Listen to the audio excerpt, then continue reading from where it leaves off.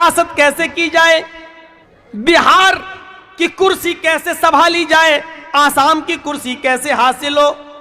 जो गेम आपके बिहार में खेला गया है वही गेम मेरे भाइयों अब यूपी में खेलने की कोशिश की जा रही है। उत्तर प्रदेश में भी चुनाव करीब है। किस तरीके से मुसलमानों को आपस में लड़ाया जाए, मुसलमानों को बांटा जाए, हिंदू मुस्लिम की राजनीति की जाए, हमारे खिलाफ मंसूबे हो रहे हैं, हमें आपस में लड़ाने की प्लानिंग हो रही है। वो भीमराव अंबेडकर जिन्होंने भारत का संविधान लिखा है और आज भी भारत का संविधान उन्हीं का लिखा हुआ है, जिस पर आज हमारी सरकार भी चल रही है, सुप्रीम कोर्ट भी चल रहा है और आसानी के साथ डॉक्टर अंबेडकर के बनाए हुए कानून को बदलने की हिम्मत किसी में नहीं है। आसानी के साथ बदलने की कोशिश तो हो रही है। आरएसएस अपना कानून थोपना चाहती है, अपना कानून बनाना चाहती है, लेकिन अभी इतना आसान नहीं है। वो भीमराव अंबेडकर, वो कौन सी चीज थी जिन्होंने भीमराव अंबेडकर को इस्लाम के करीब कर दिया था? वो भीमराव अंबेडकर जो इस बात से दूर हो गए थे अपने हिंदू धर्म से कि उन्होंने ऋग्वेद के अंदर यह पढ़ लिया था कि ब्रह्मा ने अपने मुंह से ब्राह्मण को पैदा किया, अपने हाथों से छत्री को पैदा किया, अपनी रान से, अपनी थाई से, अपनी जांग से वेश को पैदा किया और अपने पैरों से शूद्र को पैदा किया, हरिजन को शूद्र को पैदा किया। चूंकि डॉक्टर भीमराव अंबेडकर नीची जाति से आते थे, उन्होंने उसी वक्त से यह अंदाजा लगा लिया कि ऋग्वेद का यह मंत्र अल्लाह की तरफ से, ईश्वर की तरफ से नहीं है। ईश्वर की तरफ से होता तो यह ना होता कि किसी को ब्रह्मा ने अपने मुंह से पैदा किया, किसी को अपने हाथों से किया, किसी को अपनी रान से किया, किसी को अपने पैरों से किया। उन्होंने और भी धर्म का मुताला किया, लेकिन कोई धर्म उनको समझ में नहीं आया। उन्होंने इस्लाम को पढ़ा, कुरान को पढ़ा, इस्लाम को पढ़ा और जनाब मुहम्मदुर रसूलुल्लाह सल्लल्लाहु अलैहि वसल्लम के आखिरी खुतबे हज्जतुल विदा के खुतबे को पढ़ा तो समझ गए कि हमें हमारी मंजिल मिल गई। खुतबा क्या था? कुल्लुकुम बनी आदम व आदमु मिन तुराब। अल्लाह के नबी ने हज्जतुल विदा के मौके पर कहा था कि आए इब्ने आदम, आए लोगो, तुम सब आदम के बेटे हो और आदम मिट्टी से पैदा हुए थे, इसलिए तुम सब मिट्टी से हो। आदम को मिट्टी से बनाया गया था, तुम सब मिट्टी के बने हुए हो, मिट्टी के हो। ला फज़ला लिअरबिय्यिन अला आजमी, किसी अरब के रहने वाले को आजम के रहने वाले पर फजीलत नहीं है। किसी गैर अरब को अरब के रहने वाले पर फजीलत नहीं है। किसी गोरे को काले पर फजीलत नहीं है, किसी काले को गोरे पर फौकियत नहीं है। तुम सब बराबर हो, आदम के बेटे हो। न काला गोरे से अफजल, न गोरा काले से अफजल, न अरबी गैर अरबी से अफजल, न गैर अरबी अरबी से अफजल। तुम सब इंसान हो, आदम की औलाद हो और आदम मिट्टी से बने थे, तुम सब मिट्टी के हो, सब बराबर हो। इल्ला बित्तक़वा, अल्लाह की नजर में बड़ा वो है जो अल्लाह से सबसे ज्यादा डरने वाला है। डॉक्टर भीमराव अंबेडकर को इस चीज ने झंझोड़ दिया था, इस चीज ने झंझोड़ दिया था। डॉक्टर अंबेडकर ने पढ़ा था कि फारस का हबशा का रहने वाला एक शख्स है, शक्ल सूरत उसकी कोयले से ज्यादा काली है, होठ उसके मोटे मोटे हैं, नाम उसका बिलाल है। डॉक्टर अंबेडकर ने पढ़ा था कि जब खाने काबा में आजान देने की बारी आई तो अल्लाह के रसूल ने आजान देने के लिए हजरत बिलाल को चुना था। खाने काबा की चाबी बिलाल के हाथ में दी गई थी और आजान देने की जिम्मेदारी बिलाल की को सौंपी गई। दीन का इतना बड़ा अहम काम बिलाल दे रहे हैं, अंजाम दे रहे हैं। वो बिलाल के जिनके होंठ बड़े बड़े, जिनकी शक्ल काली, हदीस की किताबें जिनको कोयले से भी ज्यादा काला कहती हो, वो बिलाल जिनका रिश्ता कोई लड़की कबूल नहीं करती, लेकिन जब बिलाल को आजान देने की चाबी दे दी गई और बिलाल को मस्जिद मक्के में खाने काबा में जब आजान देने का हुक्म दिया गया और जनाबे मोहम्मद रसूलुल्लाह को जब मेराज हुई, जन्नत और जहन्नम का मुआयना करके जब वापस आए, तो आने के बाद फरमाया, बिलाल तुम ऐसा कौन सा अमल करते हो, अल्लाह तुम्हारे इस अमल से इतना खुश हुआ, इतना खुश हुआ कि मुझे जन्नत दिखाई। जब मैंने जन्नत में देखा तो जूतों की आवाज आ रही थी। मैंने पूछा, जिब्रील ये किसके जूतों की आवाज है? जिब्रील ने बताया कि यह हजरत बिलाल के जूतों की आवाज है। वही डॉक्टर अंबेडकर जब ये पढ़ता है कि काले कलूटे इंसान को, एक हबशी नस्ल इंसान को इस्लाम आजान देने की इजाजत देता है। हमारे मंदिरों में ब्राह्मण अगर जाए तो छत्री को आने की इजाजत नहीं, छत्री आए तो वेश को आने की इजाजत नहीं, वेश जब आ जाए तो शूद्र को जाने की इजाजत नहीं। उसने जब ये पढ़ा तो इस्लाम उसके दिल के अंदर घर कर गया और डॉक्टर अंबेडकर ने इस्लाम कबूल करने का इरादा जाहिर कर दिया। ये वही अंबेडकर है जिसने कुरान को पढ़ा और पढ़ते पढ़ते कुरान की इस आयत को हिंदी में अनुवाद करके पढ़ने लगा, या अय्युहन्नास इन्ना खलकनाकुम मिन ज़करिन व उन्सा वजअलनाकुम शुऊबन व क़बाइला लिताअरफू। है सारी दुनिया के मानव जाति, है सारी दुनिया के इंसानों, हमने तुमको एक मर्द एक औरत से पैदा किया, तुम सबका बाप एक है, तुम सबकी माँ एक है। डॉक्टर अंबेडकर चीख पड़ा, वाह ये कुरान है जो हमारी मंजिल हमें बता रही है, ये कुरान है जो सारी दुनिया के इंसान को एक बाप और एक माँ का बेटा मानता है, ये कुरान है, ये इस्लाम है जिसने सारी दुनिया के इंसान को भाई भाई बताया है, क्योंकि एक बाप और एक माँ की औलाद तो सब भाई भाई हुए। ये कुरान है जिसने हमें ये सबक दिया है। मेरे भाइयों, यहां से सीखो, एक गैर मुस्लिम कुरान पढ़ता है तो इस्लाम से प्रभावित हो जाता है, इस्लाम से मुतासिर हो जाता है, और एक मुसलमान है जो सुबह शाम से लेकर 2 बजे तक तकरीरें सुनता है लेकिन मारधार करता है, और तकरीरें सुनकर भी इस्लाम उसके हलक के नीचे नहीं उतरता है। ये हम हैं, एक गैर मुस्लिम है, भारत का संविधान लिखने वाला कुरान की एक आयत पढ़ता है तो उसके दिल की दुनिया बदल जाती है, और एक हम मुसलमान हैं जो रात भर कुरान और हदीस सुनकर भी हमारे हलक के नीचे नहीं उतरता है। चुल्लू भर पानी में डूब मरना चाहिए हमें और आपको।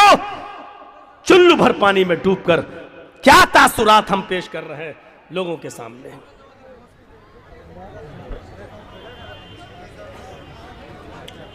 हमें अपनी जिंदगी में चेंजिंग लाना होगी, हमें अपनी सोच बदलना होगी।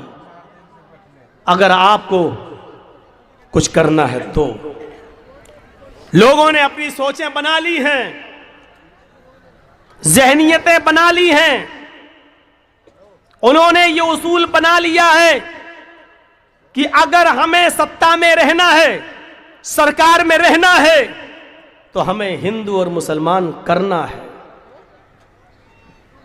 आज यूपी के चुनाव जो होने वाले हैं, अगर उसमें बीजेपी के लोग हिंदू मुसलमान करना छोड़ दें, हिंदू मुसलमान करना छोड़ दें, पाकिस्तान का नाम लेना छोड़ दें, तो आप यकीन मानिए कि यूपी के अंदर 5 सीटें भी योगी की नहीं आ सकती हैं।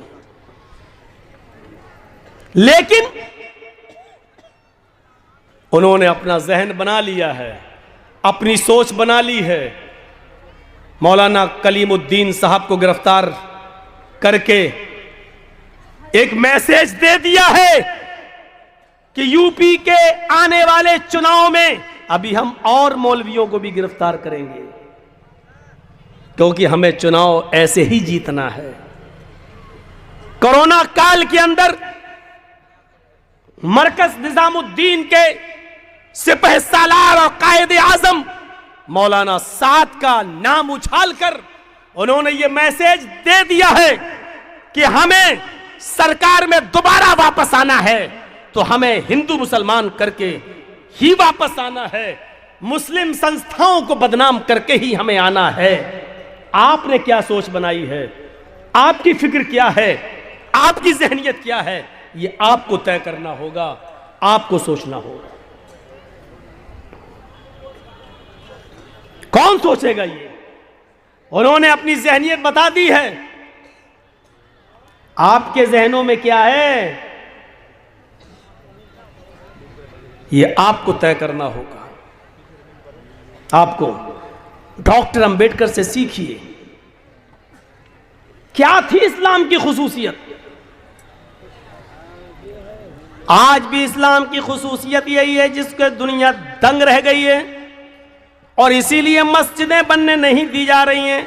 हमारी मस्जिदों को इसीलिए तोड़ा जाता है, जलाया जाता है, शहीद किया जाता है, क्योंकि इससे मसावात का दर्स मिलता है जो गैर कौमें इसको देखना नहीं चाहती हैं। किसी भी मंदिर में घुस जाओ, एक साथ बैठकर सारे पंडितों को और सारे हिंदू भाइयों को आपने एक साथ पूजा करते हुए नहीं देखा होगा। वो करने के लिए तैयार भी नहीं है। उनकी प्रॉब्लम तो यही है, उनकी परेशानी तो यही है कि ये मुसलमानों की मस्जिदों में लोग एक साथ नमाज पढ़ते हैं, एक साथ झुकते हैं, एक साथ खड़े हो जाते हैं, एक साथ उठते हैं, एक साथ बैठते हैं। हमें देखता है बाजार में हमारा दुश्मन तो चेहरा घुमा लेता है, दूर भाग जाता है, वो हमसे आंखों से आंखें मिलाने के लिए तैयार नहीं है। लेकिन अल्लाह का घर एक ऐसा घर है जहां दुश्मन भी जाता है, दोस्त भी आता है, लेकिन दुश्मन से आंखें नहीं चुराता है। एक विरोधी दूसरे विरोधी को मस्जिद से निकाल नहीं सकता है, भगा नहीं सकता है। वो ये भी नहीं कह सकता है चल हट, पहले हम नमाज पढ़ेंगे, तू बाद में नमाज पढ़ लेना, अभी हट, मैं मस्जिद में आया हूं, तू अभी इस मौलवी के पीछे नमाज नहीं पढ़ सकता है, तू बाद में आना। वो जानता है यही तो प्रॉब्लम है गैर मुस्लिमों की, कि वो हमारी मस्जिदों में इत्तेहाद देखते हैं, समानता देखते हैं, बराबरी देखते हैं, दुश्मन को दुश्मन से आंख मिलाते हुए देखते हैं, पैरों से पैर मिलाते हुए देखते हैं, कांधे से कांधा मिलाते हुए देखते हैं। उनको ये चीज हजम नहीं होती है। यही तो खुसूसियत थी इस्लाम की, जिससे दुश्मन भी परेशान है। लेकिन अफसोस ये हमारे इत्तेहाद से, हमारी इज्तिमाइयत से, हमारी एकता से गैर मुस्लिम परेशान है। लेकिन चुनाव के मौके पर हमारी एकता कहां चली जाती है, इलेक्शन के मौके पर हमारा इत्तेहाद कहां चला जाता है, हमारे वोटों का बंटवारा क्यों हो जाता है। जिस इस्लाम ने उठते बैठते लेटते सोते जागते खाते पीते हमें इत्तेहाद सिखलाया हो, इज्तिमाइयत सिखलाई हो, ज़कात हो तो इज्तिमाइयत कि गरीबों का ख्याल रखो, नमाज हो तो इज्तिमाइयत कि सब आपस में एक दूसरे के साथ मिल जाओ, हज का मैदान हो तो इज्तिमाइयत की पूरी दुनिया का इंसान एक ही मैदान में जमा है। अरफात के मैदान में काला भी है, गोरा भी है, अमीर भी है, गरीब भी है, फकीर भी है, गनी भी है, लंबा भी है, छोटा भी है, ठिगना भी है, ऊंचा कद भी है। हर किस्म के लोग एक ही मैदान में जमा हो गए। ईद के दिन सब एक साथ जमा है, बकरा ईद के दिन एक साथ जमा है। जैसे इस्लाम ने हमें इज्तिमाइयत का दर्स दिया था, पाठ पढ़ाया था, इलेक्शन के मौके पर वो दर्स कहां चला जाता है, हमारी एकता कहां चली जाती है, हमारी अखंडता कहां खत्म हो जाती है, हमारे वोटों का बंटवारा कैसे हो जाता है। फिर जो हम नहीं चाहते वही चीज फिर वजूद में आ जाती है। सोचो, उन्होंने अपनी जहनियत का ऐलान कर दिया, अपनी मानसिकता बतला दी। तुम्हारी मानसिकता क्या है? गौर करो और सोचो, हम तो मौलवी हैं, हम तो इस्लाम से आपको जोड़ रहे हैं, यहां से सीखो। और देखो मौलवी जर्जीस बाजार में गया, आपने देखा ये तो मेरा विरोधी है, आपकी दुकान के सामने मैं बैठा, आप आया, आपने भगा दिया, मुझे भागना पड़ेगा। आपके घर के सामने बैठे, आपने भगा दिया, मुझे भागना पड़ेगा। मेरे सामने से तुम गुजरे, मैं पावरफुल हूं, मैंने तुम्हें भगाया, तुम्हें भागना पड़ेगा। तसव्वुर कीजिए, यहां अज़ान की आवाज आती है, हय्या अलस्सलाह, आ जाओ नमाज के लिए। इस आवाज को सुनकर एक गरीब आदमी, एक मिस्कीन आदमी, एक रिक्शा चलाने वाला आदमी, एक मजदूरी करने वाला आदमी, 200-300 रुपए रोज कमाने वाला आदमी, लोगों का सामान अपने सर पे लाद कर कुलीगिरी का काम करने वाला एक आदमी इस आजान को सुनकर मस्जिद में जाता है। हाँ, वो खाने काबा में जाता है, वो मजदूर है, गरीब है, और पहली सफ में जाकर बैठ जाता है। लाइन से सफ लग गई है, सफ के अंदर अब जगह बाकी नहीं रही है। कोई भी आदमी पीछे आता है तो वो सफ के अंदर अब नहीं जा सकता है। हाँ, पहली सफ भर गई है, उस सफ के अंदर एक कुली भी है, मजदूर भी है, गरीब आदमी भी है, 100-200 रुपए रोजाना कमा कर अपने बीवी बच्चों का पेट पालने वाला भी है, रिक्शा चलाने वाला भी उसी पहली सफ में मौजूद है। अब सऊदिया का बादशाह आ रहा है, अभी जमात खड़ी नहीं हुई है, लेकिन सऊदिया के बादशाह को भी इस बात की हिम्मत नहीं है कि वो उस मजदूर से कह सके, हटो, मैं आया हूं, अब तुम पीछे चले जाओ, अगली सफ के अंदर मैं खड़ा होकर नमाज पढ़ूंगा। किसी अमीर से अमीर आदमी की ताकत नहीं है कि उस गरीब को अगली सफ से हटा दे और उसकी जगह पर खुद खड़े हो जाए। नहीं, अगर वो हटाता है तो वो नाकारा माना जाएगा, नामुराद माना जाएगा। अब उस गरीब आदमी ने चूंकि पहले आकर पहली सफ में जगह ले ली, अब उसको पहले सफ के सवाब से आप नहीं रोक सकते हो। बादशाह साहब, आप बाद में आए हो, आप पीछे खड़े हो जाओ, अपने दरबारे खिलाफत से जिसको चाहो भगाना भगा दो, लेकिन ये अल्लाह का घर है, तुम्हारे बाप की जमीन हो, जागीर नहीं है कि यहां से जिसको चाहो भगा दो, नहीं भगा सकते हो, ये अल्लाह का घर है। एक गरीब आदमी को भी ये पावर अगर किसी ने दिया है कि उसको उसकी सबसे, उसको उसकी कतार से कोई ना हटाए, तो वो इस्लाम है। इस्लाम की इसी खूबी को देखकर तो डॉक्टर अंबेडकर इस्लाम लाने को तैयार हो गया था, लेकिन हमारा किरदार, हमारी ना इत्तेफाकी, हमारी फिरकेबाजी जब देखी तो उसने इस्लाम को भी छोड़ दिया। मुसलमानों में इतने फिरके, इतने तबके, अब इस्लाम लाने के बाद भी हमें सोचना पड़ेगा कि हनफी बने, कि शाफी बने, कि मालिकी बने, कि हम्बली बने, कि अहले हदीस बने, क्या बने। तब उसने इस्लाम को भी छोड़ दिया, वरना इस्लाम की खूबी ने उसको अपने बंधन में बांध दिया था। लेकिन हमारी ना इत्तेफाकी, हमारे इफ्तिराक, हमारे इंतशार ने उसको बदल दिया। फिर वो गौतम बुद्ध के धर्म को स्वीकार करने पर मजबूर हो गया, बुद्धिस्ट बन गया, लेकिन इस्लाम से मुतासिर होकर जाने वाला। तो पता चला कि इस्लाम उसको सबसे अच्छा लगा, लेकिन हमारा किरदार सबसे बेकार लगा, हमारा अखलाक सबसे बेकार लगा, हमारी लड़ाइयाँ सबसे बेकार लगी। इसलिए कितना बड़ा नुकसान हुआ कि डॉक्टर अंबेडकर इस्लाम नहीं ला सका। दुनिया के अंदर कोई शख्स उस गरीब आदमी को मस्जिद से आज भी हमारी मस्जिद में अगर कोई पहली सफ में आ जाए और बैठ जाए, ये अलग बात है कि मौलाना जर्जीस को देखकर आदमी खुद अपनी जगह दे दे कि आइए आप यहां आगे आ जाइए, ये एक अलग बात है। लेकिन हकीकत ये है कि मौलाना जर्जीस को पावर नहीं है कि अगली सफ से हम किसी को हटाएं, किसी को भगाएं और किसी से कह दें कि तुम पीछे चले जाओ, आगे हम नमाज पढ़ेंगे। ये पावर हमें हासिल नहीं है।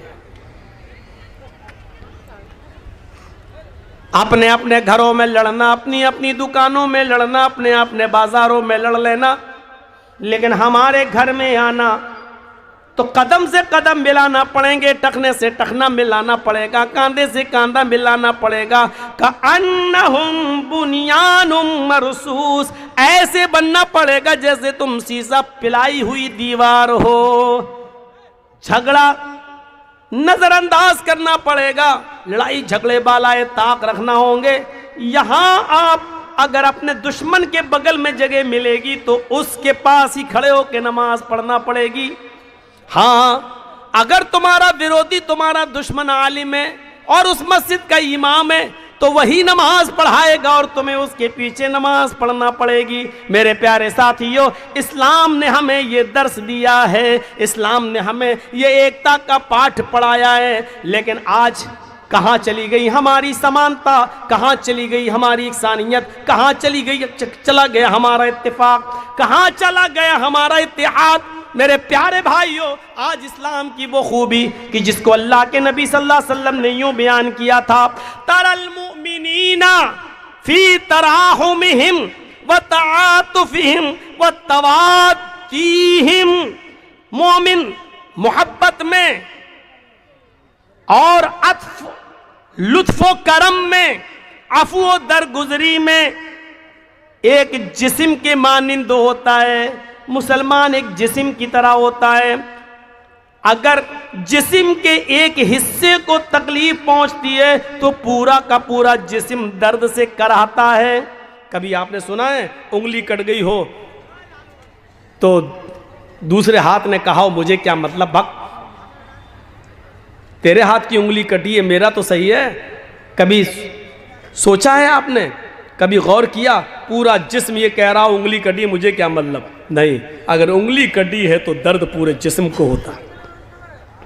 अल्लाह के रसूल ने क्या मिसाल दी है। अपने मुआशरे के अंदर मुसलमान ऐसा ही होता है, एक को तकलीफ पहुंचे तो वो तकलीफ एक की नहीं होनी चाहिए, पूरे मुआशरे की, पूरे समाज की होनी चाहिए। आपके गांव में अगर एक गरीब लड़की बैठी हुई है, उसकी शादी नहीं हुई है, जवानी की दहलीज तक पहुंच चुकी है, गरीबी की हालत की वजह से उसका बाप उसका हाथ पीला नहीं कर पा रहा है, तो ये उस एक गरीब की लड़की नहीं बैठी, पूरे मुआशरे, पूरे समाज की बेटी बैठी हुई है। और उसकी शादी न होने का दर्द पूरे समाज, पूरी सोसाइटी को हो रहा है, होना चाहिए। अफसोस है, उस गरीब लड़की का दर्द पूरे समाज को होना चाहिए, लेकिन नहीं, दर्द उसका होता है मोटरसाइकिल मिलेगी या नहीं मिलेगी, एक कट्ठा जमीन मिलेगा कि नहीं मिलेगी, दर्द उसका होता है। हमें बनाया क्या था और हम बन क्या गए, और बनना क्या चाहिए था हमें और बन क्या रहे हैं हम, ये सब चीजें सोचने की हैं। आज हालात ये हैं, एक आदमी की एक दुकान है और दूसरे आदमी की ये दुकान है। ये चाय की दुकान खोला है, वो भी चाय की दुकान खोला है।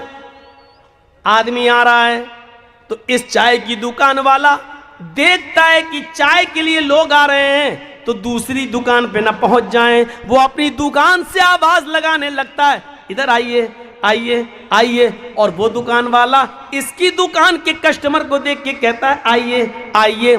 ये सूरत हाल है। आज हमारा नाम मोहम्मद असलम है, दूसरे दुकान वाले का नाम मोहम्मद अकरम है। ना असलम को अकरम की फिक्र है, ना अकरम को असलम की फिक्र है। असलम अकरम के कस्टमर चाहता है कि मेरी दुकान पे आ जाएं, अकरम असलम के कस्टमर चाहता है कि मेरी दुकान पर आ जाएं। पढ़िए तज़किरतुल हुफ़ाज़ अल्लामा शमसुद्दीन ज़हबी की। अल्लाह के नबी सल्लल्लाहु अलैहि वसल्लम के सहाबा ऐसे न थे। दो सहाबियों की कपड़े की दुकानें और पास ही पास में है। एक कस्टमर आया, एक सहाबी की दुकान पे जाके कपड़ा खरीदता है, कपड़े की सौदा हो जाती है, कपड़ा लेके चला जाता है। उस कपड़े वाले का कपड़ा देखकर दूसरे आदमी को कपड़ा पसंद आया, वो फिर उसी दुकान पे दूसरा आदमी आता है, उसने भी कपड़ा लिया और चला गया। तीसरा कस्टमर आता है, उसने उसी दुकान से एक तीसरा कपड़ा लिया और चला गया।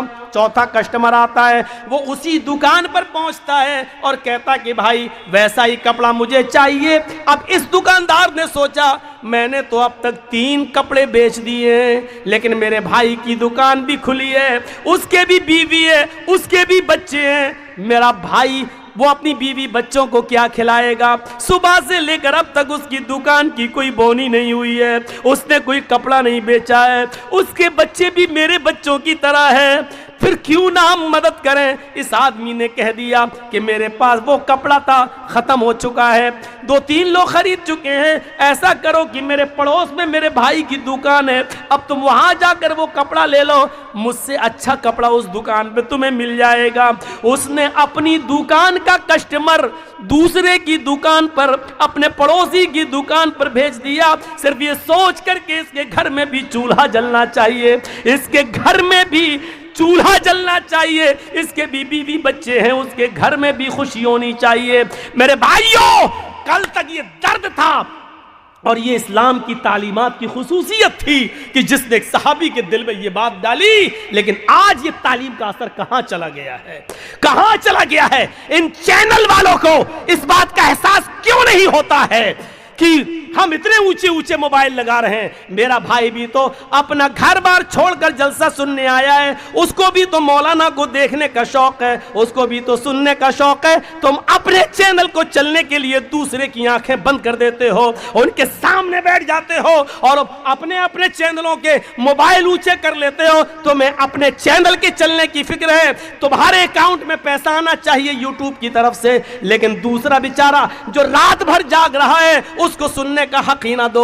मेरे भाइयों, यह एहसास इन चैनल वालों के दिमाग में आना चाहिए। उनको जब तक दूसरों का एहसास नहीं होगा, तुम्हारी ये कमाई हराम है, हराम है, रब्बे काबा की कसम तुम्हारी ये कमाई हराम है। जाओ, जो कहना था कह दिया मैंने। 20 जलसों में तुम्हें डांटा गया, फटकारा गया, लेकिन तुम कुत्ते की वो दुम हो जो सीधी होने का नाम नहीं लेते। और यही रवैया रहा तो मैं अल्लाह की कसम खा के कहता हूं, बैंड करवा दूंगा और शर्त लगा दूंगा जलसे वालों से, जब तक ये चैनल वाले अगर आपके यहां आएंगे तो मैं नहीं आऊंगा। आगे मुझे ये कदम उठाना पड़ेगा। मैं नहीं चाहता हूं कि तुम्हारी रोजी रोटी बंद हो, लेकिन तुम्हें भी सोचना चाहिए कि हम दूसरों के लिए परेशानी खड़ी ना करें। बहुत बुरा लगा। अब ये चैनल वाले इसको काट काट के पेश करें, देखें, अपने चैनलों पर इसको दे दीजिएगा। मौलाना जर्जीस ने हम जैसे चैनल वालों की कमाई हराम बता दी है, काट के पेश करना। ये नहीं दोगे, ये नहीं दोगे। जैसे हमारे देश का चौकीदार अपनी कमियां नहीं बताता है, वही सिफतें तुम्हारे अंदर घुस रही हैं।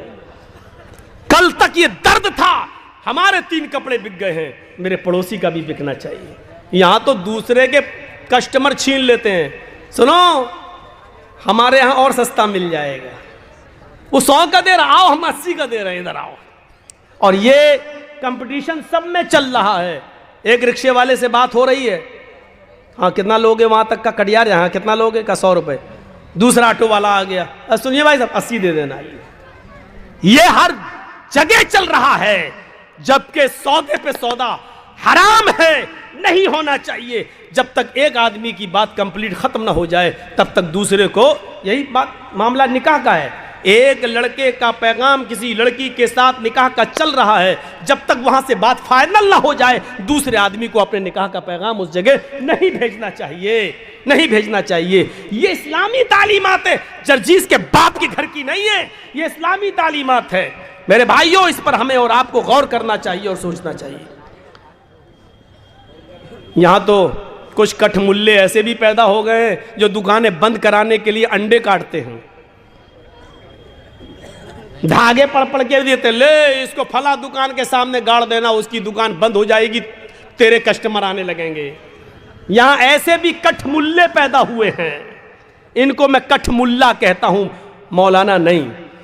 ऐसे भी कठमुल्ले पैदा हुए जो कहते हैं कि ये ले अपनी दुकान पे लटका लेना, दूसरे की दुकान के सामने जमीन खोदकर ये कागज गाड़ देना, उसके यहां कस्टमर कोई नहीं आएगा, तेरे यहां आएंगे। हमारे नबी एक की दुकान चलाने और एक की दुकान बंद करने के लिए नहीं आए थे।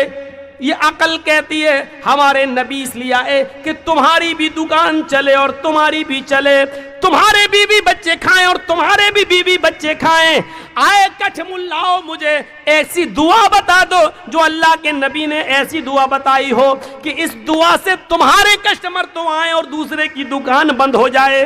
मौलवी जर्जीस को अभी तक ऐसी दुआ नहीं मिली है। ऐ कठमुल्लाओ, तुम्हारे पास वो दुआ कहां से आई, जरा मुझे भी बता दो, हम भी तो जाने कि वो दुआ तुमने कहां से सीखी है, कहां से पढ़ी है, किस हदीस में पढ़ी है, कुरान की कौन सी आयत है। नहीं दे पाओगे, फातू बुरहानकुम इन कुंतुम सादिकीन, अगर तुम अपने दावे में सच्चे हो तो दलील पेश करो, ऐसी कोई दलील लेकर आओ।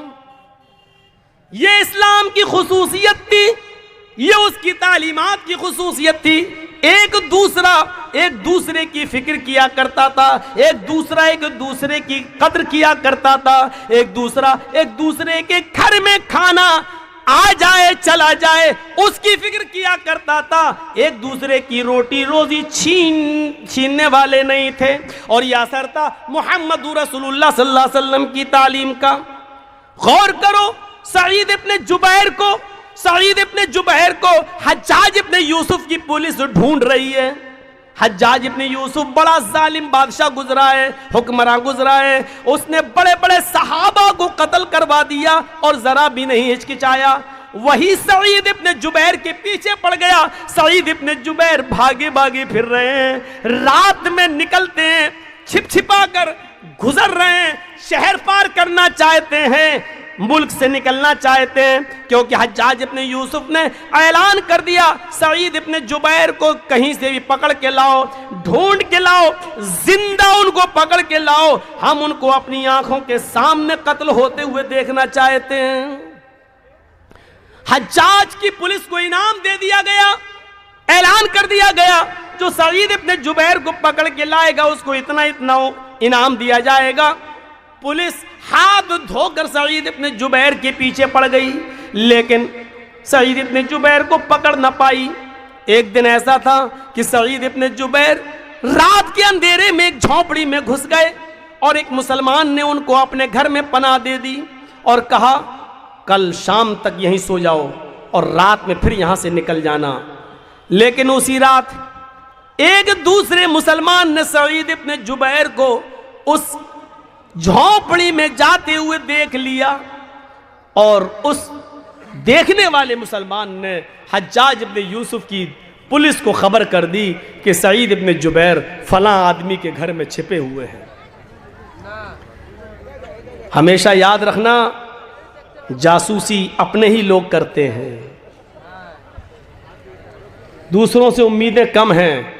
हमारे उत्तर प्रदेश में जब लॉकडाउन लगा था और मस्जिदों में नमाज पढ़ने की पाबंदी हो गई थी, तो ये हुआ था कि सिर्फ 5 आदमी नमाज पढ़ लें, एक इमाम, एक मुअज्जिन और 3 आदमी बस। तो हर आदमी ये चाहता था कि हम घुस जाएं, वो चाहता था हम घुस जाएं, लेकिन हम लोग मजबूर थे कि 5 से ज़्यादा न लें क्योंकि मस्जिद के ज़िम्मेदार पकड़े जाएंगे।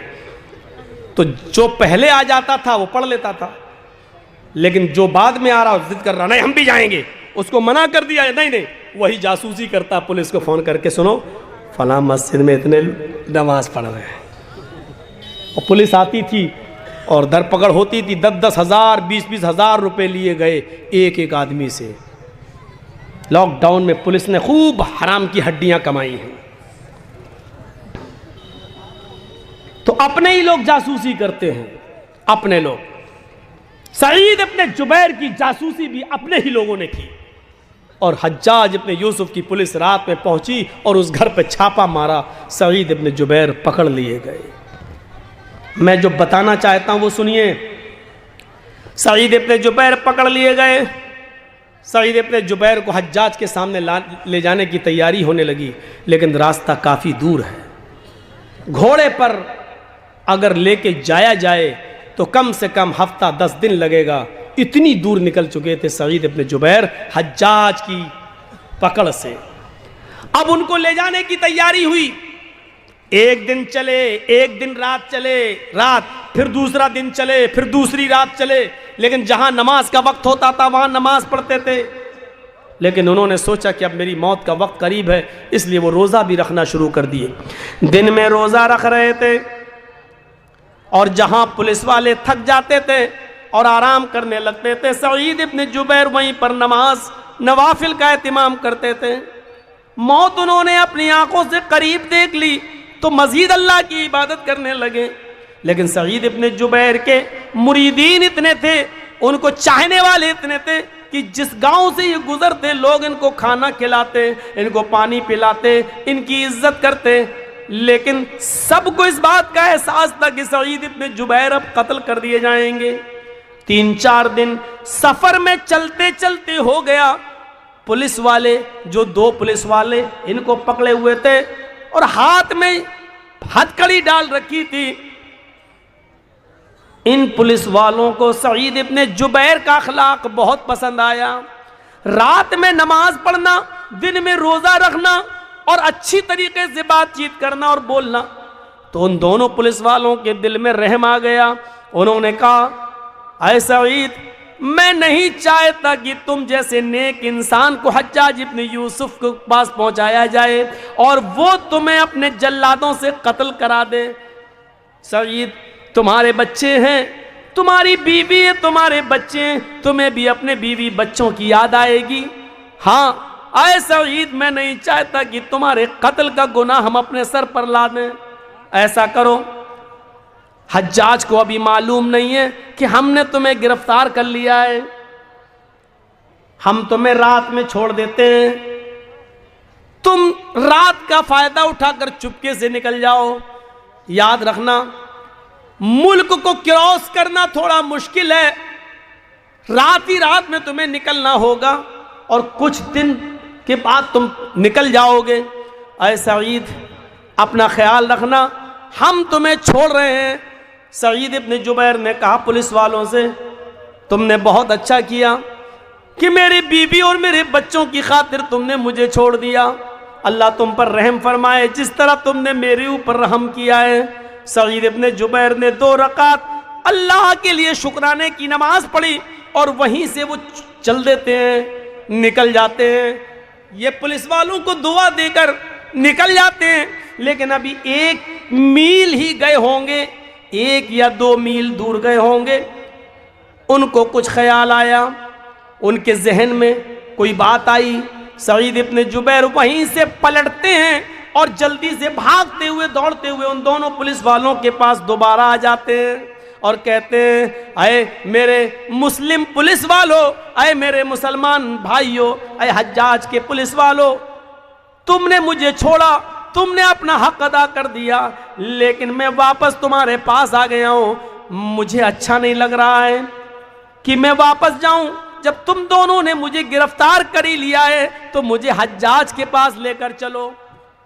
वो दोनों पुलिस वाले कहने लगे, सईद, तुम्हारा दिमाग खराब है, तुम्हें मालूम है कि इसका अंजाम क्या होगा, वो तुम्हें कत्ल कर देगा।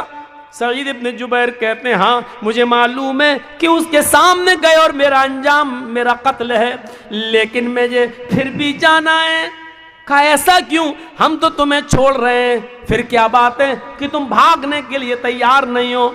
सईद इब्न जुबैर ने कहा, आए पुलिस वालों, जिस मुसलमान जासूस ने मेरी जासूसी की है, जिस मुसलमान जासूस ने मेरी जासूसी की है और तुम्हें बताया है कि सईद फला घर में घुसे हैं, उस जासूस को यह भी मालूम होगा कि तुम दोनों ने मुझे गिरफ्तार कर लिया है, क्योंकि जासूस एक एक चीज की नजर रखे हुए है। जब तुम दोनों ने मुझे गिरफ्तार कर लिया है तो इसकी खबर उस जासूस को जरूर होगी। तुम मुझे छोड़ रहे हो तो जासूस को इस बात की भी खबर होगी कि तुम मुझे छोड़ रहे हो, और जब हज्जाज के सामने तुम जाकर ये कहोगे कि मुझे सईद इब्न जुबैर नहीं मिले, लेकिन अगर उस जासूस ने ये कह दिया मिल गए थे, मेरी आंखों के सामने इनको पकड़ा भी था लेकिन बाद में छोड़ दिया, तो फिर हज्जाज इब्न यूसुफ जैसा जालिम आदमी ये सुन लेगा और जान लेगा कि तुम दोनों ने मुझे गिरफ्तार करके छोड़ दिया है, तो फिर वो तुम दोनों की गर्दन उड़ा देगा। सईद इब्न जुबैर ने ये सीखा ही नहीं है कि हम अपनी जान बचाने के लिए तुम दोनों की जान को मुसीबत में डाल दें, तुम दोनों की जान को खतरे में डाल दें। न हमारा नबी इस बात की इजाजत देता है, न हमारा कुरान इस बात की इजाजत देता है, न हमारा इस्लाम इस बात की इजाजत देता है। आए पुलिस वालों, हम तो बच जाएंगे, लेकिन हमारे बारे में जब पता चलेगा कि तुम दोनों ने हमें छोड़ दिया तो फिर हज्जाज तुम दोनों को कत्ल कर डालेगा।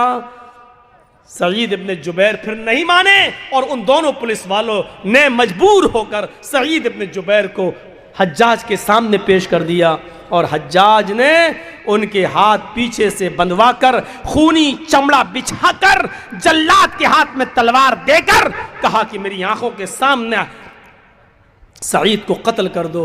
और सईद की गर्दन नीचे होती है और हज्जाज इब्न यूसुफ के जल्लाद ने एक जोरदार तलवार मारकर सईद इब्न जुबैर को कत्ल कर दिया। पूरे वाक़े से क्या मिला है? पूरा वाक़या बताने का मकसद ये था कि सईद इब्न जुबैर ने अपनी गर्दन पे तलवार चलाना गवारा कर लिया, लेकिन उन दो मुसलमान पुलिस वालों की जान को ख़तरे में डालना गवारा नहीं किया। ये इस्लाम की तालीम थी। वो अपने लिए जो पसंद नहीं करते थे उन पुलिस वालों के लिए भी उन्होंने पसंद नहीं किया। वो नहीं चाहते थे कि मैं बचूं तो ये दोनों की जान चली जाए। ये तड़प इस्लाम ने हमें दी है और ये तालीम इस्लाम ने हमें दी है। ईमानदारी के साथ दिल पर हाथ रखकर आप बताइए, क्या ये तड़प, क्या ये जज्बा है हमारे अंदर? स्वर्ग में जाने के लिए, जन्नत में जाने के लिए अहमद के रास्ते के अलावा कोई दूसरा रास्ता नहीं है। अहमद के तरीके के अलावा कोई दूसरा तरीका नहीं है। अहमद के रास्ते के अलावा कोई दूसरा रास्ता नहीं है। अगर जन्नत में जाना चाहते हो, स्वर्ग में जाना चाहते हो, पैराडाइज में जाना चाहते हो, अगर तुम्हें जन्नत की तलब है और जन्नत की ख्वाहिश है, जन्नत की तमन्ना है, तो तुम्हें अहमद के यानी मोहम्मद के रास्ते पे चलना पड़ेगा। जिसको हिंदू धर्म की किताबें ये कह रही हो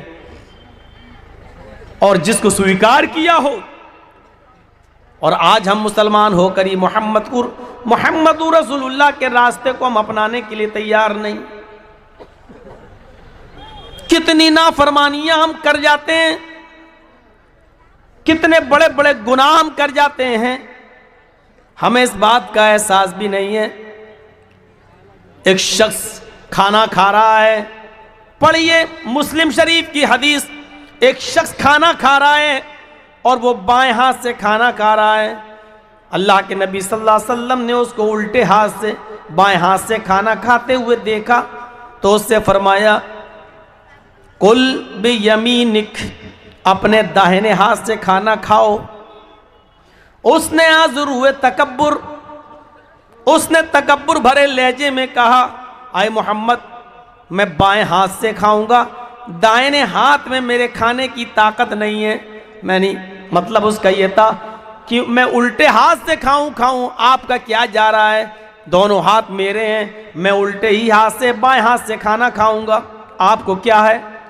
अल्लाह के नबी ने फरमाया, उसके इस तकब्बुराना जुमले को देखा तो अल्लाह के नबी ने कहा, अल्लाह करे कि तेरा दाहिना हाथ खाने के लायक ना रहे। उस दिन की तारीख से आखिरी दम तक, लास्ट डे तक, उसके मरने के दम तक वो दाहिने हाथ से कोई काम करने के लायक नहीं रहा। इतनी सी बात उसने कह दी थी कि दोनों हाथ मेरे हैं, मैं दाहिने हाथ से नहीं खाता, बाएं हाथ से खाता हूं, आपका क्या जा रहा है? नबी अकरम ने कहा, तुझे इस तकब्बुर की सजा मिलनी चाहिए, इस घमंड की सजा मिलनी चाहिए। उसने नबी की इतनी सी नाफरमानी की, फिर जिंदगी भर उसका दाहिना हाथ उठ नहीं सका। खाना तो छोड़ो, फिर जिंदगी का कोई अच्छा से अच्छा या बुरा से बुरा कोई काम वो अपने दाहिने हाथ से, सीधे हाथ से न कर सका, उसके लायक नहीं रहा। हम तो दिन भर में पता नहीं मोहम्मद रसूलुल्लाह की कितनी नाफरमानियां कर देते हैं। हम रसूलुल्लाह की तालीमात को अपने पैरों से कुचल रहे हैं। हम इस्लाम की शिक्षा और इस्लाम की तालीमात पर अमल नहीं कर रहे हैं। हमें डरना चाहिए कि कहीं अल्लाह की तरफ से हमारे ऊपर कोई खतरनाक अज़ाब ना आ जाए। हम जरा दूसरी तरफ भी नजर डाल के देखें। एक तरफ हमारे बहुत से मुसलमान भाई आजमाइशों में मुब्तला हैं। आप त्रिपुरा के हालात पे नजर डालिए, हमारी इबादत गाहें जलाई जा रही हैं। आप त्रिपुरा के हालात पे नजर डालिए, हमारी मुकद्दस किताब जिस पर हम ईमान लाए हैं कुरान करीम को जलाया जा रहा है। और यहां एक हम मुसलमान हैं जो हम मैच देखने में मसरूफ हैं। वर्ल्ड कप कौन जीतता है, सेमीफाइनल में कौन पहुंचा हुआ है, किस टीम ने कितने रन बनाए हैं, हम तसव्वुर करें कि हम खड़े कहां हैं। हम अपने दिमाग पर जरा जोर लगा कर देखें, जो हालात त्रिपुरा पे गुजरे हैं कल हमारे ऊपर भी गुजर सकते हैं, क्योंकि ये मंसूबे बड़े बड़े ऐवानों में बैठकर हल होते हैं, प्लानिंग होती है। जरा तसव्वुर कीजिए कि किस तरीके से आज गैर मुस्लिमों की यूनिवर्सिटियों में मुसलमान लड़कों को आरक्षण नहीं मिल रहा है, रिजर्वेशन नहीं है, उनको पढ़ने की इजाजत नहीं है, लेकिन मुस्लिम लड़कियों के लिए रिजर्वेशन दिया जा रहा है। अकलियत का नाम देकर मुस्लिम लड़कियों को यह कहा जा रहा है कि तुम एडमिशन ले सकती हो, और मुस्लिम कॉलेज और कॉलेजेस में पढ़ने वाले लड़कों से यह कहा जा रहा है कि तुम मुस्लिम लड़कियों को अपने प्यार, अपने लव, अपने प्यार के चंगुल में उनको फंसाओ, उनको लाओ, फिर उनसे कोर्ट मैरिज करो, शादियां करो, और एक दो बच्चे पैदा करके उनको तलाक दे दो, ताकि उनके बतन से, उनके पेट से हमारी तादाद बढ़ जाए, और फिर उनको तलाक देकर छोड़ दो, न वो अपने घर की रहें न यहाँ की रहें। ये मंसूबे हो रहे हैं, ये प्लानिंग बनाई जा रही है, लेकिन हम अभी तक इस्लाम के मिजाज को नहीं समझ पा रहे हैं, और गैर मुस्लिमों की साजिशों को आज हम समझने के लिए तैयार नहीं हैं। हम खुद इस्लाम से दूर भागे जा रहे हैं, हम इस्लाम की तालीमात से भागे भागे फिर रहे हैं। नहीं साहब, हमारी लड़की तो पढ़ेगी वहीं। कितना अच्छा काम किया जा रहा है, मुस्लिम लड़कियों को कॉलेज में पढ़ने के लिए जगह मिल रही है, यूनिवर्सिटी में। इसके पीछे साजिश क्या है, उस साजिश को हम नहीं समझ पा रहे हैं, नहीं समझेंगे। माशाअल्लाह, ये सरकार बहुत अच्छा काम कर रही है, देखिए कितना अच्छा, हमारी मुस्लिम लड़कियों को इतना रिजर्वेशन दिया है, लड़कों को क्यों नहीं दिया जा रहा है? हमारी लड़कियां MBBS में आ रही हैं, BUMS में आ रही हैं, PhD में आ रही हैं, उनको कॉलेज में लिया जा रहा है, लेकिन लड़कों को रिजेक्ट कर दिया जा रहा है। इसके पीछे साजिश क्या है, ये हमारी समझ में नहीं आ रहा है। इसके पीछे की साजिश देखना है तो नागपुर में बने हुए हेडक्वार्टर से सीखिए, और वहां की प्लानिंग वहां होती है, और वहां प्लानिंग के ऊपर आपका केंद्र, आपकी सरकार और दिल्ली में बैठी हुई सरकार नागपुर हेडक्वार्टर के मशवरे पर अमल करती है, लेकिन इस साजिश को हम नहीं समझ पाते। हम इसी में पड़े हुए हैं कि हमारी बात कौन कर रहा है। हम ये नहीं समझ पा रहे हैं कि हमारा छोटा नुकसान किस में है और बड़ा नुकसान किस में है। हमारी अकल में यह बात नहीं आ रही है, हम समझने के लिए तैयार नहीं हैं। हम यह भी नहीं समझ पा रहे हैं कि बड़े नुकसान से हम अपने आप को बचाएं तो कैसे बचाएं। दो चीजें जब हमारे सामने हो, और एक तरफ यह हो कि नुकसान दोनों में हो, हमारा फायदा किसी में ना हो, तो वहां यह देखा जाता है कि कम नुकसान उठाना पड़े और बड़े नुकसान से हम अपने आप को बचा लें। लेकिन इतनी भी समझ आज हमारे अंदर नहीं रही कि हम अपने आप को बड़े नुकसान से बचाएं या छोटे नुकसान से बचाएं। आपसे अगर यह कह दिया जाए कि आपकी बीवी को जो डिलीवरी हो रही है, बच्चा पैदा हो रहा है, अब मां या बच्चे में से, आपकी बीवी या आपके बेटे में से मैं किसी एक को बचा सकता हूं, तो आप उस मौके पर क्या करेंगे? नुकसान दोनों सूरतों में है, तो ऐसे मौके पर आपको डिसीजन लेना पड़ेगा, फैसला लेना पड़ेगा। और वहां फैसला आपका यह होना चाहिए कि मां यानी बीवी को बचा लो, बच्चे की मां को बचा लो। अगर बच्चा जा रहा है तो जाने दो। इस मौके पर भी हम ये फैसला नहीं कर पा रहे हैं कि हमें डिसीजन क्या लेना चाहिए।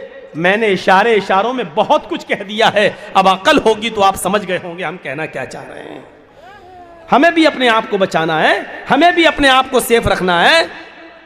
हम सिर्फ बिहार में थोड़ी बोलते हैं, हम तो पूरे हिंदुस्तान में जा रहे हैं, हमें भी अपने आप को बचाना है। लेकिन मैंने बातों में बहुत कुछ कह दिया है। अक्लमंद रा इशारा काफी अस्त, अक्लमंद होंगे तो आपको इशारा आपके लिए काफी होगा।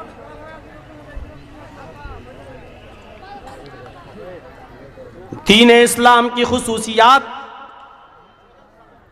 ऐसी हैं कि जिनको देखकर हर कोई इस्लाम के करीब होता चला गया। मुझे बताइए कि वो कौन सी चीज थी और कौन सी खुसूसियत थी जिसने डॉक्टर भीमराव अंबेडकर को इस्लाम के करीब कर दिया था। तो सोचिए, ये सूरत हाल है हमारी आज। क्या दर्स है हमारा, क्या सबक हमें इस्लाम दे रहा है और हम क्या कर रहे हैं। हम नहीं है दहशतगर्द। जिस इस्लाम ने एक इंसान के कत्ल को पूरी मानवता और इंसानियत का कत्ल कहा हो, वो दहशतगर्द कैसे हो सकता है। मन कतल नफ्सन बिगैरि नफ्सिन औ फसादिन फकअन्नमा कतल अन्नास जमीआ। जिसने किसी एक नफ्स को, एक इंसान को कत्ल किया, एक मनुष्य को और एक इंसान को, हिंदू नहीं, मुसलमान नहीं, सिख नहीं, ईसाई नहीं, किसी को भी, एक नफ्स को, एक मनुष्य को जिसने कत्ल कर दिया बगैर किसी जुर्म के और बगैर किसी फसाद के, हमारा कुरान कहता है फक़तल अन्नास जमीआ फकअन्नमा क़तल अन्नास जमीआ। वो एक मनुष्य का कातिल नहीं, एक इंसान का कातिल नहीं, वो पूरी मानवता का, पूरी इंसानियत का कातिल है, पूरी दुनिया की इंसानियत का कातिल है। सुनो आरएसएस वालों, सुनो बीजेपी के गुंडों, सुनो, एक मनुष्य के कत्ल को पूरी मानवता और पूरी इंसानियत का कत्ल कह रहा हमारा कुरान। क्यों रुस्वा कर रहे हो? तुम्हें सत्ता तो मिल जाएगी, लेकिन रामचंद्र जी की आत्मा की कोस से और उसकी बद्दुआ से, उनके शाप से तुम नहीं बच सकोगे।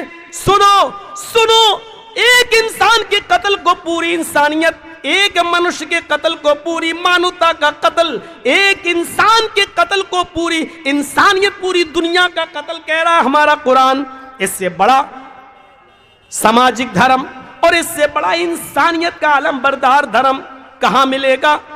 वो मजहब जो ये कहता है कि एक औरत ने बिल्ली को बांध दिया और 3 दिन तक भूखा प्यासा रखा और उसको न छोड़ा न खाना ही दिया और वो भूखी प्यासी मर गई, जिस पर हमारे नबी का फरमान यह है कि एक बिल्ली को भूखा प्यासा बांध कर मारने वाली औरत जब मरती है तो अल्लाह ताला ने जन्नत की खुशबू उस औरत पर हराम कर दी है और वो औरत जहन्नम की मुस्तहिक बन जाती है। एक बिल्ली पर जुल्म करने वाली को हमारा इस्लाम जहन्नम का हकदार बना रहा है, मुस्तहिक बना रहा है, उसके ऊपर जन्नत की खुशबू को हराम कर रहा है। जो बिल्लियों के साथ, कीड़े मकोड़ों के साथ, जानवरों के साथ ये बर्ताव कर रहा हो जो मजहब, वो दहशतगर्द कैसे हो सकता है, वो फसादी कैसे हो सकता है, वो आतंकवाद की शिक्षा देने वाला कैसा हो सकता है। वो औरत जो अपना जिस्म बेचती है, वो औरत जिसको तवाइफ कहा जाता है हमारे समाज में, हमारी सोसाइटी में, वो औरत जिसको बुरी नजर से देखा जाता है हमारी समाज में, हमारी सोसाइटी में, जो पैसा लेकर अपना जिस्म बेचती है, वो औरत जिसको गंदी नजर से देखा जाता है हमारे समाज, हमारी सोसाइटी में, लेकिन वही औरत रास्ते में अपने कस्टमर ढूंढने के लिए जाती है, पैसा लेकर जिस्म बेचने के लिए जाती है, लेकिन रास्ते में जबान निकाले हुए प्यास से तड़पते हुए कुत्ते कुत्ते को देखती है तो अपना दुपट्टा कुएं में डालकर और उस प्यासे कुत्ते को निचोड़कर पानी पिला देती है। उस रब की रहमत जोश में आती है। अल्लाह के नबी फरमाते हैं अल्लाह ताला को उस तवाइफ की, उस बदचलन की, उस फाहिशा की ये नेकी भी यादा भी इतनी पसंद आई कि इस औरत को इसी नेकी की वजह से उसने जहन्नम से आजादी दे दी और उस औरत को जन्नत का मुस्तहिक बना दिया। एक बिल्ली को बांध कर मारने वाली जहन्नम में और तवाइफ होकर, बदचलन होकर एक कुत्ते को पानी पिला देने वाली औरत पर जहन्नम हराम कर दी और उसको जन्नत के अंदर दाखिल कर दिया।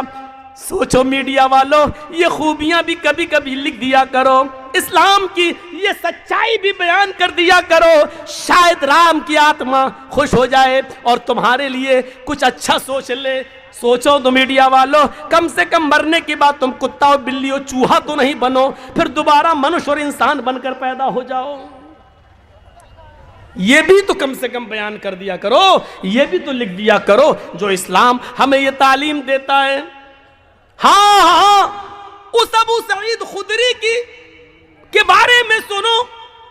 वो अबू सईद खुदरी जो अल्लाह के नबी की लेटरीन कज़ाए हाजत का लोटा बंदना पकड़े हुए हैं और जंगल में चले जा रहे हैं। अल्लाह के नबी ने कहा लाओ अब ये लोटा मुझे दे दो, अब ये बर्तन मुझे दे दो और तुम यहीं बैठ जाओ, मैं जंगल में जाता हूँ और लेटरीन से कज़ाए हाजत से फारिग होकर आता हूँ। अल्लाह के नबी बर्तन लेकर चले गए, इतनी दूर निकल गए कि किसी की नजरों में के सामने ना आए और दो दरख्तों की आड़ में कज़ाए हाजत से फरागत हासिल करने लगे।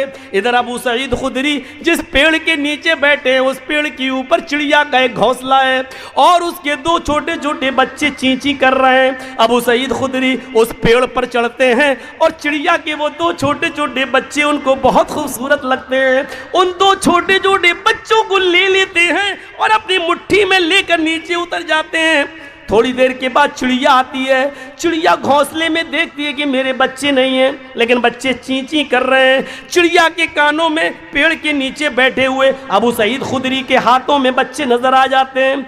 चिड़िया अपने मुंह का दाना फेंकती है और चीं चीं करते हुए नीचे आती है और वो चिड़िया अबू सईद खुदरी के सर पे अपने पर मार रही है, गोया कि वो अपने बच्चों को लेना चाहती है। क्या है अबू सईद, मेरे बच्चों को मेरे हवाले कर दो, गोया कि वो अपने परों से ये कह रही हो।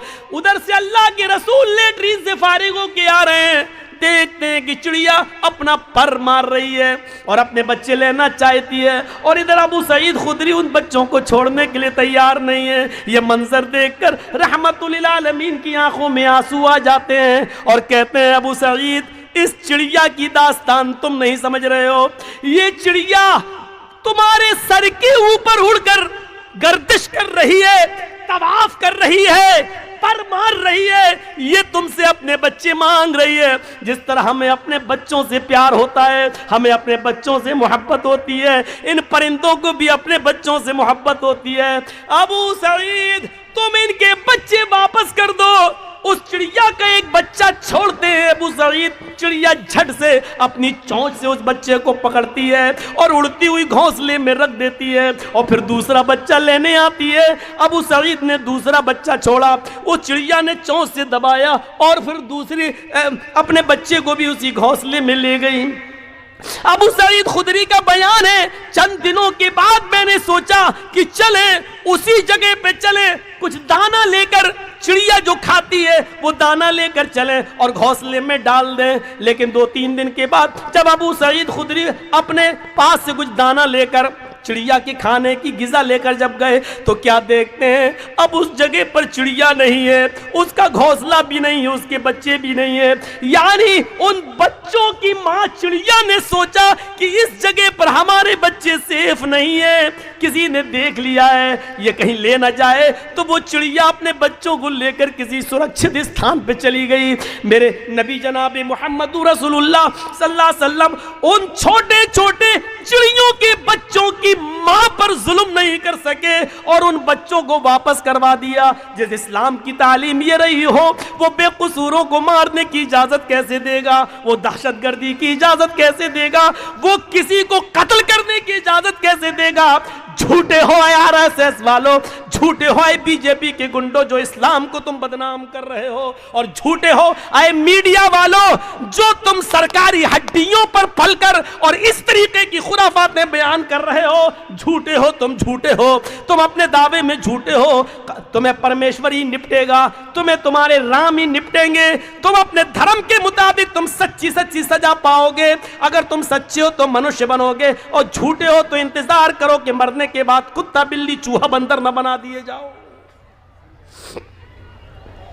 यह सूरत हाल हमारी, हम अपने मुआशरे में नजर डालें। अल्लाह के रसूल सल्लल्लाहु अलैहि वसल्लम एक अंसारी के बाग में चले जाते हैं, भूखे, आपके साथ आपके सहाबा भी हैं। उस अंसारी ने जल्दी से खजूर पेश कर दिए और अल्लाह के नबी को बिठा दिया।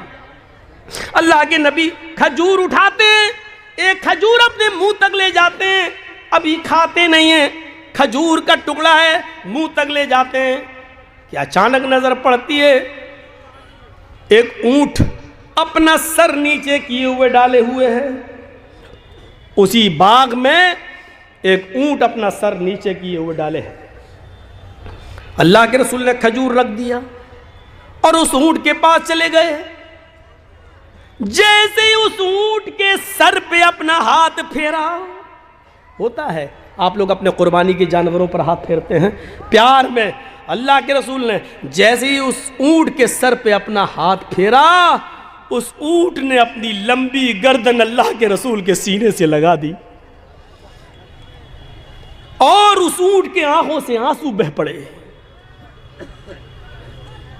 अल्लाह के रसूल सल्लल्लाहु अलैहि वसल्लम को उस वक्त अल्लाह ने बज़रिए जिब्रील बता दिया। जैसे ही ऊंट ने आपने हाथ फेरा, ऊंट ने अपना सर नबी के सीने से लगा दिया, रोना शुरू कर दिया। ऊंट के रोने को देखकर नबी का रोना शुरू हो गया और अल्लाह के रसूल ने पूछा, मन रब्बु हाज़ल जमल, इस ऊंट का मालिक कौन है? उधर से आवाज आती उस अंसारी से, अंसारी ने, अल्लाह के रसूल ये ऊंट मेरा है। आपने कहा इधर आओ। जी कहिए अल्लाह के रसूल, क्या बात? इस ऊंट ने अभी मुझसे ये शिकायत की है कि अय अल्लाह के रसूल, मेरा मालिक बहुत जालिम है, मैं बहुत कमजोर हो चुका हूं, बूढ़ा हो चुका हूं, मेरे ऊपर ये जरूरत से ज्यादा और मेरी ताकत से ज्यादा बोझ मेरे ऊपर लाद देता है, मुझसे मेरी ताकत से ज्यादा काम लेता है और काम लेने के बावजूद मुझे पेट भर के खाना नहीं खिलाता है। जितनी ताकत तुम इस ऊंट के ऊपर रखते हो, अल्लाह रब्बुल आलमीन उससे कहीं ज्यादा ताकत तुम्हारे ऊपर रखता है। डरो अल्लाह से।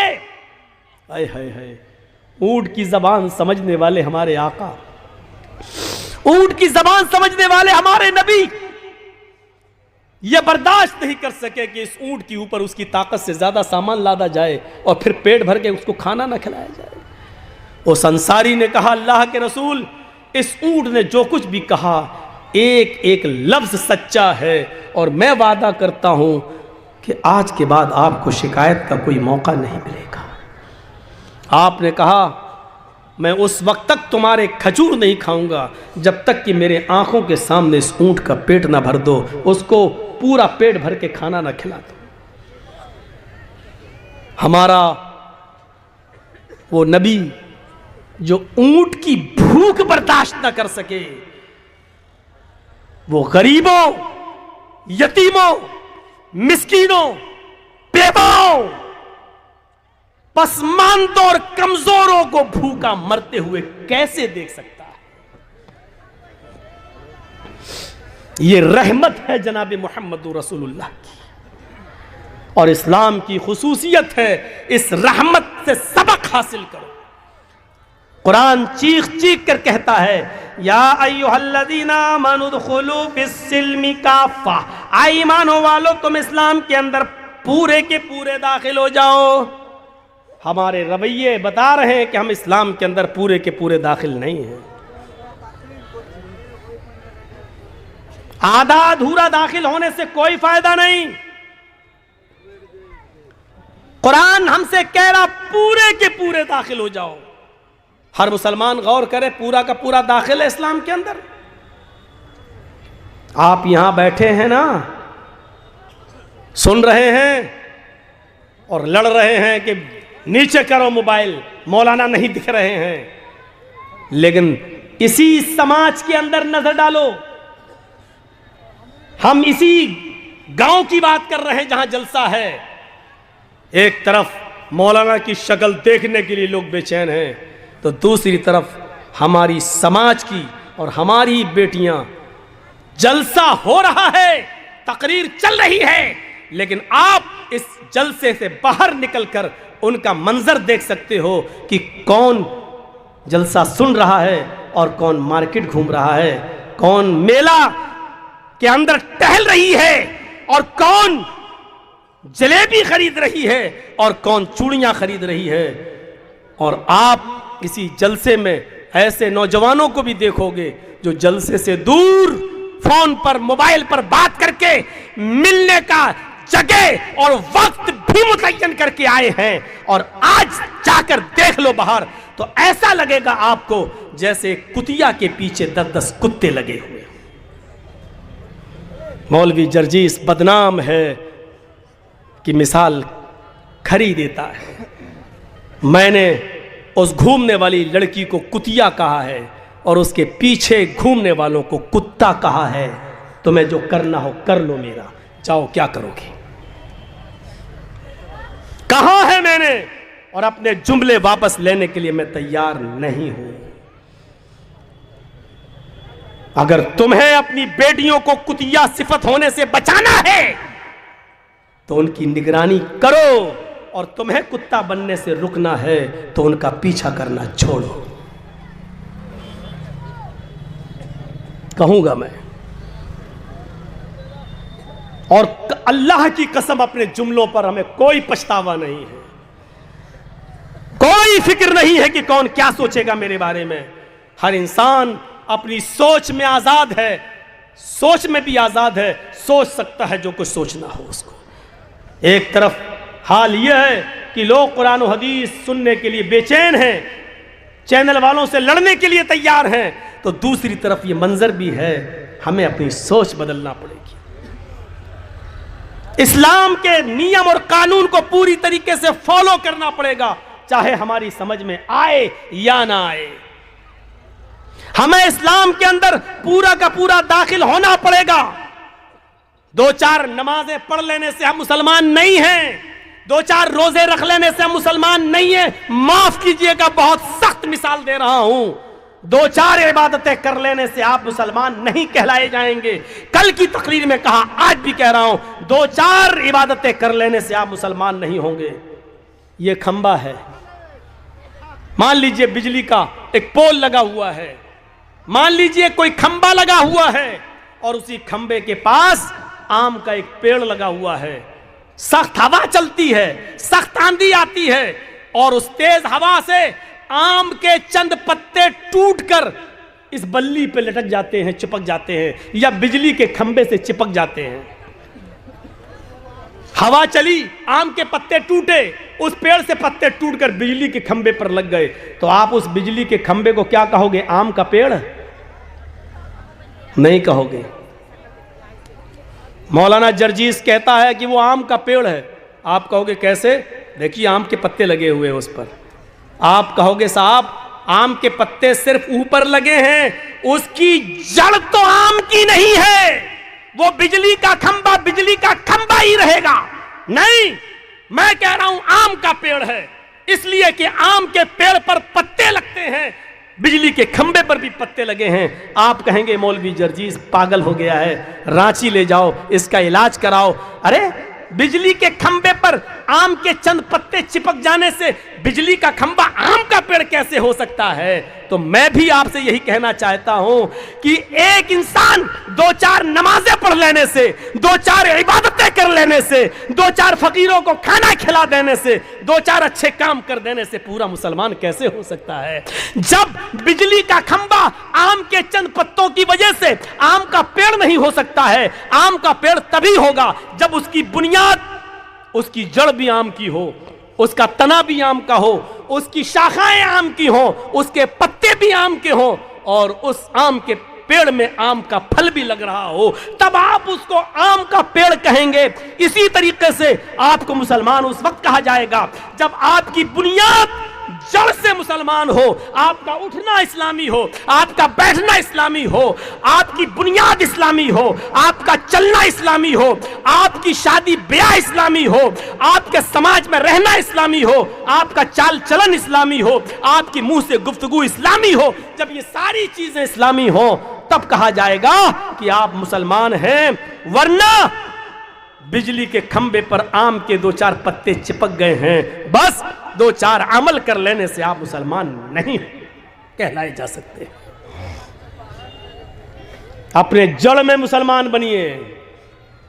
बैठो तो इस्लाम छलकता हो, उठो तो इस्लाम छलकता हो, चलो तो इस्लाम छलकता हो, शादियां करो तो इस्लाम छलकता हो, बीवी के साथ ताल्लुकात कायम हो तो इस्लाम छलकता हो, आपकी हर अदाओं में इस्लाम नजर आता हो, तब आप मुसलमान हैं। यह चीज हमें अपने अंदर देखना होगी, यह चीज हमें अपने अंदर पैदा करना होगी। इस्लाम ने जो काम करने को कहे हैं वो करना है, जिन कामों से रोका उससे रुकना है, चाहे उसमें फायदा हो या ना हो, चाहे उसमें हमारा फायदा हो या ना हो, लेकिन हमें रुकना है। बिल्कुल वैसे ही समझो जैसे बड़े बड़े शहर में आप गाड़ी चला रहे हैं और रेड लाइट जल गई। आपने देखा होगा बड़े शहरों में रेड और ग्रीन लाइटें होती हैं चौराहों पर। रेड लाइट का मतलब गाड़ी रोक दो और ग्रीन लाइट का मतलब गाड़ी आगे बढ़ाओ। आप जर्जी साहब गाड़ी चला रहे, चलाते चलाते एक चौराहे के पास से गुजर रहे हैं, रेड सिग्नल हो गया, मतलब गाड़ी रोक दो। हमने गाड़ी रोक दी, लेकिन हमने देखा दाएं से कोई गाड़ी नहीं आ रही है, बाएं से भी कोई गाड़ी नहीं आ रही है, सामने से भी कोई गाड़ी नहीं आ रही है। तो अब नुकसान क्या है? जब एक्सीडेंट होने का खतरा ही नहीं है तो हमने गाड़ी को आगे बढ़ा दिया, चला दिया। आपने रेड सिग्नल में गाड़ी आगे बढ़ा दी है, आपने कानून तोड़ दिया। पुलिस ने आगे पकड़ लिया, गाड़ी साहब गाड़ी चला, लाल बत्ती जल रही थी। अरे लाल बत्ती जल रही थी तो क्या हुआ? एक्सीडेंट तो नहीं हुआ, किसी गाड़ी को हमने ठोका थोड़ी है। आप जुर्माना तब ले सकते हैं जब हमने गाड़ी को ठोका हो, गाड़ी आई नहीं रही थी, हमने चला दिया। पुलिस वाला क्या कहेगा? हट, रेड सिग्नल क्यों तोड़ा? गाड़ी आ रही हो या ना आ रही हो, रेड सिग्नल तुमने क्यों तोड़ा? गाड़ी खड़ी करना यानी कानून का पालन, चाहे नुकसान हो या फायदा, हर हाल में तुम्हें कानून को फॉलो करना है। कोई चीज हमारी समझ में नहीं आ रही है लेकिन हमें कानून मानना है। अल्लाह के रसूल ने फरमाया कि मोज़ों पर ऊपर से मसा करो, ये वुजू बनाते वक्त ऊपर से, जबकि गंदगी या मिट्टी नीचे लगती है। अकल ये कहती है कि नीचे हाथ फेरना चाहिए, लेकिन नहीं, हमें ऊपर फेरना है। हमारी समझ में आए या ना आए, लेकिन हमें कानून मानना है। अल्लाह के नबी ने कहा वुजू बनाते वक्त नाक में पानी डालना है, उसका फायदा हमारी समझ में आए या ना आए, लेकिन हमें डालना है, क्योंकि नबी ने फरमाया यह कानून बना दिया है, हमें उस कानून को फॉलो करना है। बस हमें इससे मतलब नहीं होना चाहिए कि इसमें ना करें तो नुकसान क्या है। नहीं, जो कानून बना दिया है, फजर में 2 ही पढ़ना है फर्ज नमाज, आप कहने में तो 4 पढ़ूंगा, नुकसान क्या है? नहीं, जो कानून बना दिया है वही तुम्हें मानना है। मगरिब की 3 हम 5 पढ़ते हैं, 4 पढ़ते हैं, नुकसान क्या है? नहीं, जो बना दिया है कानून वही तुम्हें मानना है, उसी को फॉलो करना है, चाहे नुकसान हो या ना हो, आपको कानून को फॉलो करना है। हमारा इस्लाम के साथ ताल्लुक कैसा होना चाहिए? एक पानी का बर्तन है, उसमें पत्थर डाल दिया, 2 दिन के बाद आइए पत्थर को निकाल के फेंकेंगे, पत्थर पानी से अलग हो जाएगा। 2 दिन के बाद जब आपने पानी से पत्थर को निकाला, पानी से पत्थर को फेंक दिया। इसका मतलब यह है कि पत्थर ने पानी को एक्सेप्ट नहीं किया और पानी ने पत्थर को भी एक्सेप्ट नहीं किया। जब तक पत्थर पानी में था, लेकिन जब चाहा तब आपने निकाल के फेंक दिया। ये हमारा इस्लाम से ताल्लुक नहीं होना चाहिए। जब तक हम इस्लाम से जुड़े हैं, जब चाहो हमसे इस्लाम को दूर कर दो या इस्लाम से हमें दूर कर दो, ये नहीं होना चाहिए। हमारा इस्लाम के साथ ताल्लुक रंग की तरह होना चाहिए। खाने वाला रंग जानते हैं ना, जलेबी में डलता है, पुलाव में डलता है, आप लोग रंग लाते हैं, गुलाब जामुन वगैरह में डालते हैं। वो रंग लाइए और पानी में डाल दीजिए, आप थोड़ी देर के बाद देखेंगे रंग पानी में घुल गया। पीले रंग का रंग ने पानी को पीला कर दिया, लाल रंग ने पानी को लाल कर दिया। अब आप रंग से पानी को अलग करना चाहें तो नहीं होगा, पानी से रंग को अलग करना चाहें तो नहीं होगा।